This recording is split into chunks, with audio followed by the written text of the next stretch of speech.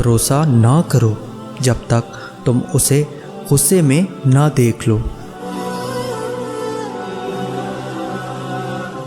مومن وہ نہیں جس کی محفل پاک ہو، بلکہ مومن وہ ہے جس کی تنہائی پاک ہو۔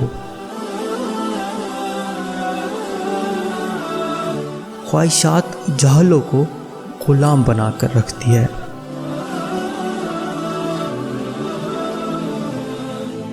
جتنا تم میں صبر ہوگا اتنا تمہاری دعا میں اثر ہوگا۔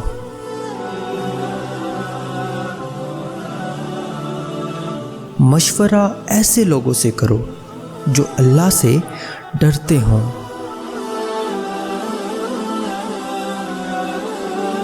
اگر دوستی تمہاری کمزوری ہے تو تم دنیا کے سب سے طاقتور انسان ہو۔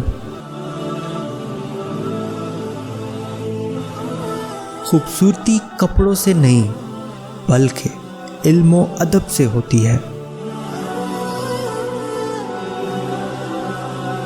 اس چیز پر افسوس مت کرنا جو تمہارے ہاتھ نہ آ سکے۔ اس شخص میں ہرگز دلچسپی مت لو جو تم سے دوری اختیار کرتا ہو۔ صبر رکھو، جو کچھ تم سے لیا گیا اس کے بدلے کچھ اچھا ہی ملے گا۔